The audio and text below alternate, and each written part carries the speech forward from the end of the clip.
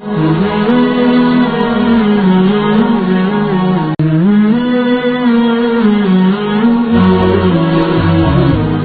hukumnya berkurban sekaligus dengan akikah, Bu? Jadi kurban mesti ke geni ke akikah yang putra hukumnya, Bu. Mutapak kurban dengan akikah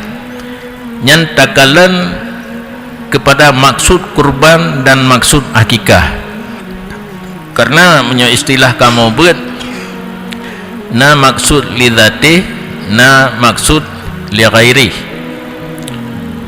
Contoh hilai bak contoh gedi puasa Syawal yang bangla terjadi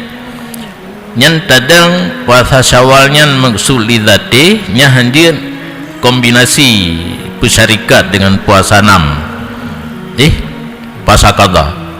tetapi menyotadang dari pendapat yang maksud li dzati yang tujuan handian ganto-ganto puasa Ramadan harus qada Ramadan nyan hanjit tak tepat dengan Syawal, tetapi karena Syawal kan maksud li dzati, Ramadan sagai yang maksud li dzati, hanjit tepat, yang hanjit tepat bambandua maksud li dzati. Lagi bak sembahyang tahiyat masjid, sembahyang subuh maksud li dzati, itanya hana sembahyang subuh lah, terus bak masjid takada sembahyang subuh dan sunat tahiyat masjid nyanjit, karena sembahyang sunat tahiyat masjid hana mesti tanit sunat tahiyat asaina sembahyang berangkapu sembahyang mentenjit kaglah ke tahiyat masjid, cuma beda ji mendapat fahla atau hana tergantung kepada nata syarikat ni sahaja ulum qada sembahyang subuh serta sunat tahiyat masjid nyan bandua glah qada subuh glah sunat tahiyat masjid pih nafahlah sabah model tu saja qada sembahyang subuh mentang hana tak cekak ke sunat tahiyat masjid nyan gugur talab getanya hana getuntut pakan hana ka sembahyang sunat tahiyat masjid ka gugur dengan takada subuh.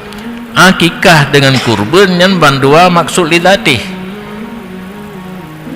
harus tasih ke akikah kan jid asai kana tasih kameng mentang lilahian ni anjit bu akikah harus nanian akikah kurban pih menan harus nanian kurban banduanya maksud li dzati hanjit ta pemusyarikat. Nah sabah surah yang jeun sabah unta 5 kameng untuk 7 draureng yang kana anggota kena sia kurban 6 si drote akikah nyanjeut beda kan buno saboh kameng ke kurban pinyan ke akikah pinyan nyo hanjeut saboh 5 7 draureng kurban mandum jeut akikah mandum jeut kurban ladom akikah ladom jeut ya, karena saboh 5 untuk 7 akikah pi 7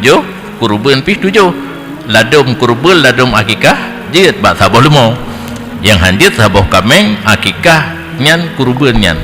nyakeun kurban kriat mita-mita cara benar nama bandua pu tapi bele itu bepeng